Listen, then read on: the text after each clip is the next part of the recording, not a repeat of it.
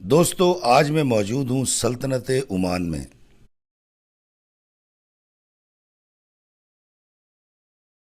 یہ ملک جس کی آبادی 50 لاکھ کے لگ بھگ ہے، دنیا کے امیر ترین ملکوں میں شمار ہوتا ہے۔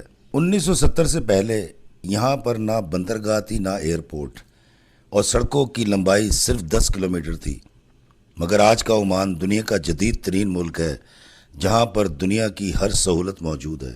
اس لق و دق صحرا کو ترقی کی راہ پر ڈالنے والے سلطان کا نام سلطان قابوس ہے، جو 50 سال تک عمان کے بادشاہ رہے۔ پچھلے 2000 سال میں شاید یہ پہلے انسان ہیں جو دنیا کے کسی بھی ملک کے بادشاہ رہے جس کا دور حکومت 50 سال پر محیط ہے۔ برطانیہ سے تعلیم حاصل کرنے کے بعد سلطان قابوس نے جب حکومت سنبھالی تو یہ ایک صحرا کا منظر پیش کرتا تھا۔ تیل کی دریافت ہونے کے باوجود اس ملک میں ترقی نام کی کوئی چیز نہ تھی، مگر سلطان قابوس نے عمان کی کایا پلٹ دی۔ عمان پر آخری قابض پرتگالی تھے۔ پرتگال جب عمان پر قابض تھا تب سلطان قابوس کے خاندان نے پرتگالیوں کو شکست دے کر یہاں سے نکالا اور موجودہ عمان کی بنیاد رکھی۔ سلطان قابوس نے جب حکومت سنبھالی تھی تب یہاں پر انفراسٹرکچر نہ تھا۔ سڑکوں کی لمبائی صرف 10 کلومیٹر تھی۔ 3 اسکول تھے جن میں 900 بچے پڑھا کرتے تھے۔ مگر آج کی سلطنت عمان ترقی کی منزلیں طے کرتی چلی جا رہی ہے۔ آج میں آپ کو سلطان قابوس کے 6 عالی شان محلوں میں سے ایک محل دکھانے لے جا رہا ہوں، جس کا نام ہے محل العلم۔ جی ہاں، یعنی جھنڈے والا محل۔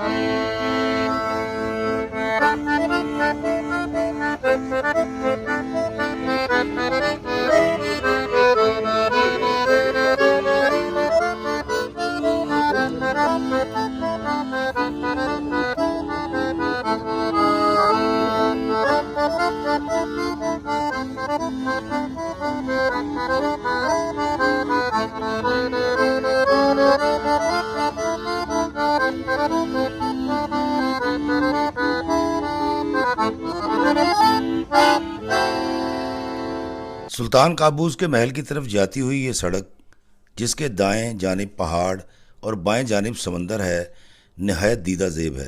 اور پہاڑ کی چوٹی پر 200 سال پرانی قلعہ کی حفاظتی چوکی بھی ہے، جو گزرے وقت کے قدیم دور کی گواہ ہے۔ بل کھاتی اس سڑک کے ہر موڑ کے بعد منظر یکسر بدل جاتا ہے۔ یہ اولڈ مسقط ہے، جی ہاں، پرانا مسقط۔ یہ پہاڑ آج بھی بے آب و گیاں ہیں، مگر سڑک کے اطراف میں لگے ہوئے درخت اور دور بہت دور موجود سفید عمارتیں اس منظر کو اور دلکش بنا دیتی ہیں۔ اور یہ ہے قلعہ نما محل کا داخلی راستہ، جسے صدیوں پہلے تعمیر کیا گیا تھا۔ یہاں سے آپ اس حفاظتی حصار والے قلعہ نما محل میں داخل ہو جاتے ہیں، اور یہی سڑک آپ کو اس شاہکار محل تک لے جاتی ہے جو سونے کا بنا ہوا ہے اور جس کے گرد کبھی حفاظتی فصیل ہوا کرتی تھی۔ اس دیوار کو پار کرنا تقریباً ناممکن تھا۔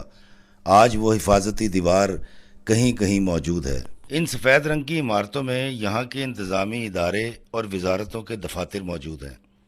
یہ علاقہ عمان کا نہایت حساس علاقہ ہے، مگر عام سیاح کے لیے یہاں پر آنے پر پابندی نہیں۔ یہاں چھوٹے سے علاقے میں درجن بھر سے زیادہ مسجدیں موجود ہیں۔ بھورے رنگ کے پہاڑوں میں سفید عمارتیں منظر کو ایک اساطیری منظر بنا دیتی ہیں۔ ترقی یافتہ ملکوں کی فہرست میں پہلے 10 ملکوں میں کھڑا یہ ملک عمان آج جتنا جدید ہے اتنا ہی قدیم بھی ہے۔ یہ مناظر آج نہایت دل فریب، دیدہ زیب اور انفرادیت کے حامل ہیں۔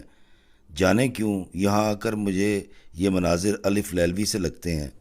محسوس ہوتا ہے کہ میں کوئی پرانی تہذیب کی کہانی پڑھ رہا ہوں، کسی پرانے دور کے بادشاہ کی کہانی، اور کہانی پڑھتے ہوئے میرے ذہن میں اس دور کے مناظر خود بخود تخلیق ہو رہے ہوں۔ مجھے یہ مناظر غیر حقیقی اور افسانوی سے لگتے ہیں، جیسے میرے ذہن کی اختراع ہو، حقیقت نہ ہو۔ دوستو، اس سڑک کے دوسرے کنارے پر جو سفید عمارت نظر آ رہی ہے، یہ سلطان قابوس کے محل میں داخلے کا راستہ ہے۔ اس عمارت میں بھی سرکاری دفتر ہے۔ اس سارے علاقے کو جدید کیمروں کی مدد سے مانیٹر کیا جاتا ہے۔ یہاں کی سیکورٹی نہایت سخت ہے۔ سیاحوں کو کیمروں سے عکس بندی کی اجازت ہے، اور انتظار کی گھڑیاں ختم ہوئیں اور ہم پہنچ گئے ہیں محل کے سامنے۔ جی ہاں، وہ سامنے ہے محل العلم، یعنی جھنڈے والا محل، جو میں آج آپ کو دکھانے لایا ہوں۔ ابھی اس کے قریب جاتے ہیں اور آپ کو دکھاتے ہیں کہ یہ کتنا دلکش، کتنا خوبصورت، کتنا حسین ہے۔ اس محل کے راستے بھر کی عکس بندی میں نے اس لیے کی ہے تاکہ آپ یہاں تک پہنچنے کا سفر بھی دیکھ سکیں اور انجوائے کر سکیں۔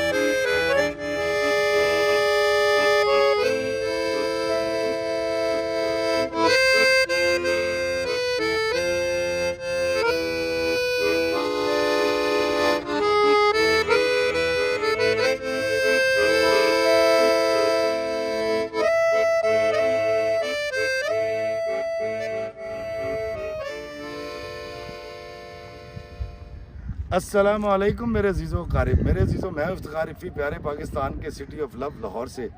جی ہاں، یہ پگڑی دیکھ کر آپ سمجھ تو گئے ہوں گے میں عمان